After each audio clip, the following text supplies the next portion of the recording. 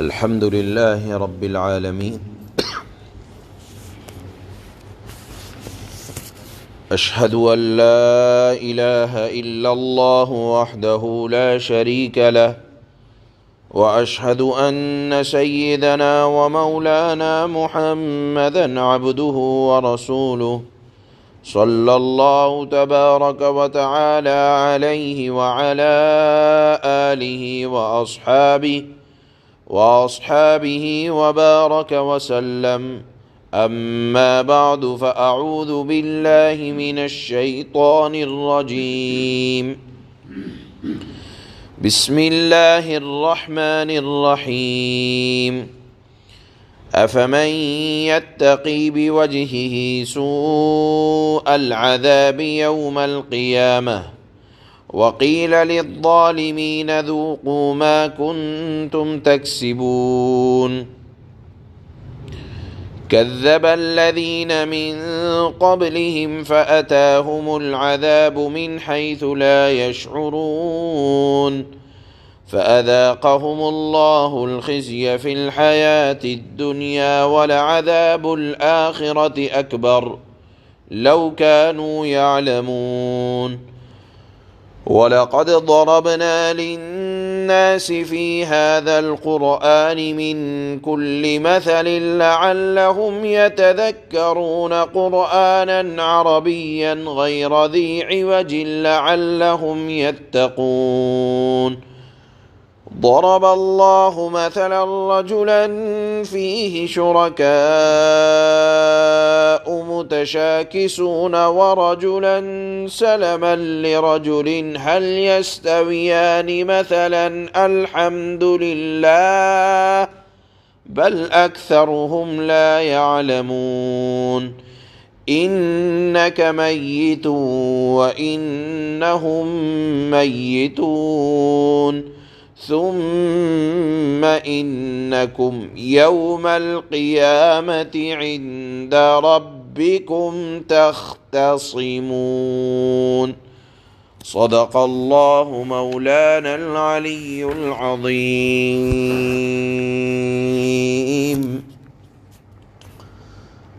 ان سے پہلے والی آیات میں یہ آیات در حقیقت 23ویں پارے کی آخر کی آیتیں ہیں. آج کے بعد یہ پارہ مکمل ہے. کل کو 24واں پارہ شروع ہوگا.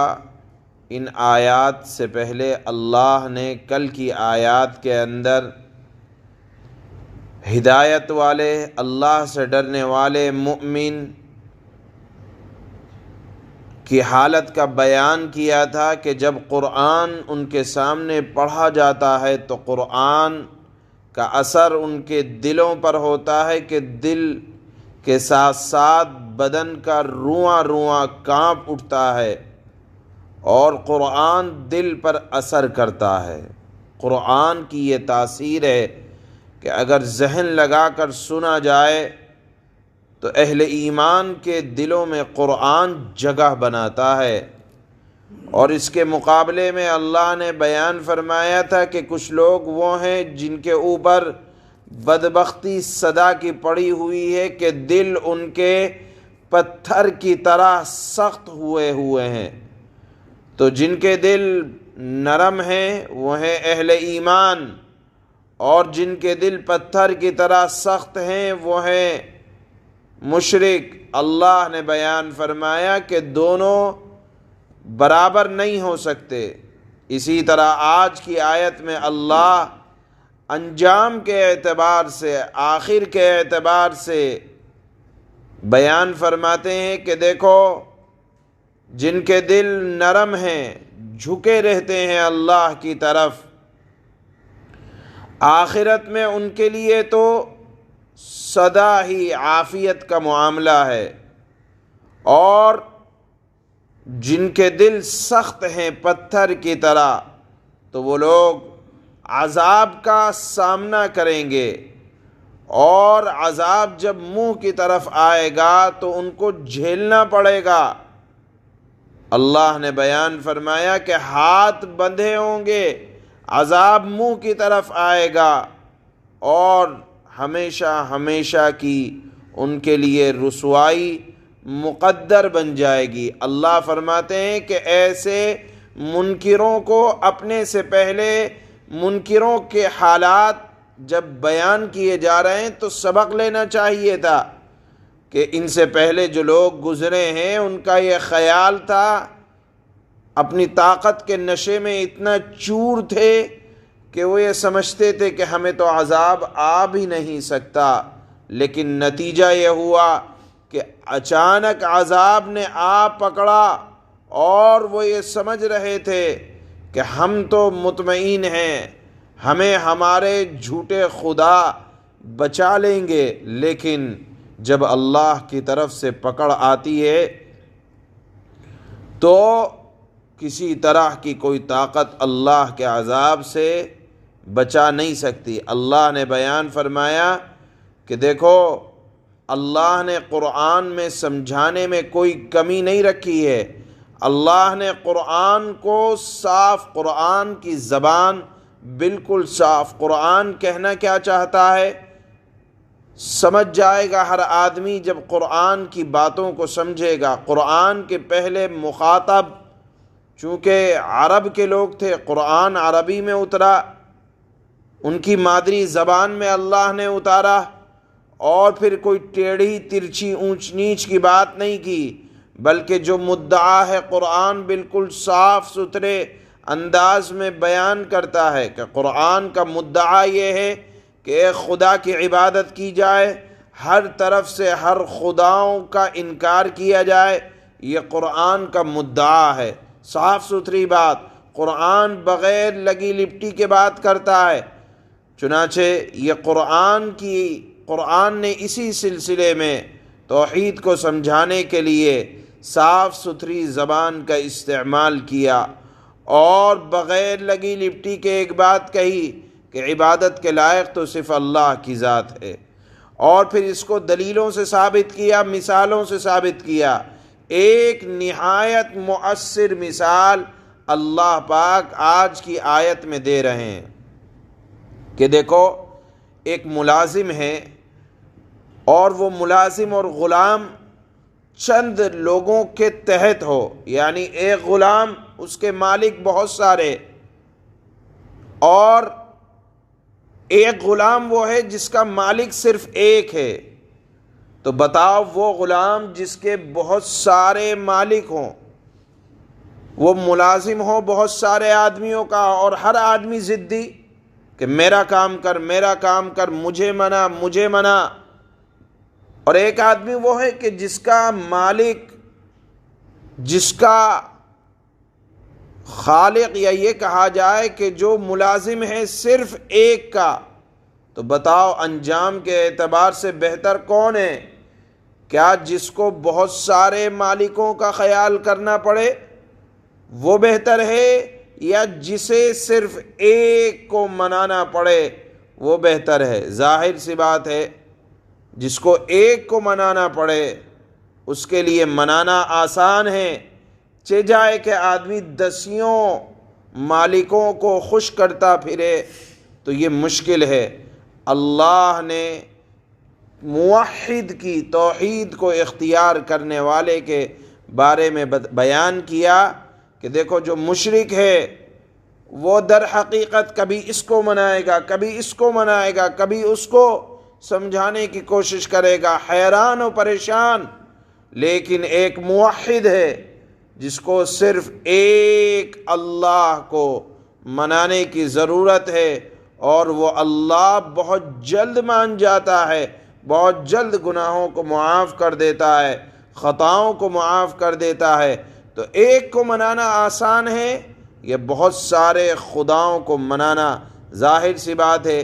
اتنی صاف ستھری مثال، ہر بچے سے بچہ یہ سمجھ لے گا یہ بات کہ ایک کو منانا آسان ہے، چجائے کہ چند مالکوں کو منایا جائے۔ اللہ بیان فرماتے ہیں کہ دیکھو یہی وہ چیز ہے جس کو توحید اور شرک کے درمیان آدمی بڑی آسانی سے سمجھ لے گا کہ ایک موحد، ایک خدا کو منانا بہت آسان ہے۔ پھر اس کے بعد اللہ نے اخیر کی آیت میں بیان فرمایا کہ انک میت و انہم میتون، اے نبی آپ بھی اس دنیا سے تشریف لے جائیں گے اور یہ لوگ بھی جو شرک کے سلسلے کی نحوست میں پڑے ہوئے ہیں ان کو بھی دنیا سے جانا ہے۔ ثم انکم یوم القیامہ، پھر آپ کے درمیان اور ان مشرکوں کے درمیان جو آپس میں جھگڑ رہے ہیں اللہ پاک فیصلہ فرمائیں گے۔ گویا کہ اللہ ہر وہ فیصلہ جس میں جھگڑا کیا جائے قیامت کے دن فیصلہ فرمائیں گے۔ یہاں ایک حدیث یاد آتی ہے، حضرت زبیر رضی اللہ تعالی عنہ نے رسول اللہ سے پوچھا کہ یا رسول اللہ، کیا جو جھگڑے ہمارے درمیان تھے کاروباری اعتبار سے یا کسی بھی اعتبار سے آپس میں ہم لوگ لڑ جاتے ہیں، کیا وہاں قیامت میں وہ بھی دہرائے جائیں گے، ان کا بھی فیصلہ ہوگا؟ آپ صلی اللہ علیہ وسلم نے ارشاد فرمایا ہاں ضرور دہرائے جائیں گے اور ہر شخص کو اس کا پورا پورا بدلہ دیا جائے گا۔ آپ نے فرمایا، اللہ کے نبی نے فرمایا، سب سے پہلے پڑوسیوں کے آپس کے جھگڑے پیش ہوں گے اور پھر اللہ اس میں فیصلہ فرمائیں گے۔ اور پھر ایک حدیث میں تو اللہ کے نبی نے ارشاد فرمایا قسم ہے اس ذات کی جس کے قبضے میں محمد کی جان ہے، سب جھگڑوں کا فیصلہ قیامت کے دن ہوگا، یہاں تک کہ اگر دو بکریاں آپس میں لڑی ہوں گی اور ایک نے دوسرے کا سینگ مار کر توڑ دیا ہوگا، اس کو بھی اللہ پاک، اس بکری کو بھی اللہ پاک بدلہ دلوائیں گے اس بکری سے جس نے ظلم کیا ہوگا۔ اسی طرح آپ نے وہ مشہور حدیث سنی ہے کہ آدمی بہت زیادہ نیکیاں لائے گا لیکن اخیر میں فقیر بن جائے گا اور اتنا فقیر بن جائے گا کہ دوسروں کے برے اعمال بھی اپنے کندھے پر لادتا پھرے گا۔ وہ حدیث بڑی مشہور ہے کہ اللہ کے نبی نے پوچھا بتاؤ فقیر کون ہے؟ صحابہ نے فرمایا جس کے پاس درہم و دنانیر نہ ہو، غریب ہو، مفلس ہو، پیسے نہ ہو۔ اللہ کے نبی نے فرمایا غریب وہ آدمی ہے کہ جو قیامت کے دن بہت سی نمازیں لائے گا، روزے لائے گا، نیکیاں لائے گا، لیکن کسی کو گالی دی ہوگی، مال ناحق کھایا ہوگا، اللہ فیصلہ فرمائیں گے حتیٰ کہ جتنی نمازیں ظالم کے پاس ہوں گی وہ مظلوم کو دے دی جائیں گی، نیکیاں ختم ظالم کے پاس، جتنی نیکیاں لایا تھا وہ تمام کے تمام ختم، پھر لیکن مظلوموں کا حق ابھی باقی رہے گا۔ اللہ فرمائیں گے کہ مظلوموں کے جو گناہ ہیں وہ ظالم کے سر ڈال دو، تو لایا تو بہت سی نمازیں تھا لیکن ناحق جھگڑا کرنے کی وجہ سے دنیا میں اللہ نے اس کی تمام نیکیوں کو ختم کر دیا، حتیٰ کہ مظلوموں کے گناہوں کو بھی ظالم کے کاندھے پر ڈال دیا۔ اس طرح کی حدیثیں یعنی جس میں ناحق لوگ دنیا میں جھگڑا کرتے ہیں اللہ پاک قیامت کے دن فیصلہ فرمائیں گے، یہ اس آیت سے، اخیر کی آیت سے ثابت ہوتا ہے۔ جھگڑا چاہے توحید و شرک کا ہو یعنی عقائد کے سلسلے میں جھگڑا ہو، اللہ اس کا بھی فیصلہ فرمائیں گے۔ ذاتی زندگی کے متعلق جھگڑا ہو، اللہ اس کا بھی فیصلہ فرمائیں گے۔ معاشرتی زندگی کے سلسلے میں جھگڑا ہو، اللہ نے قرآن کی اس آیت میں وعدہ کیا ہے کہ ہر جھگڑے کا فیصلہ اللہ قیامت کے دن فرمائیں گے۔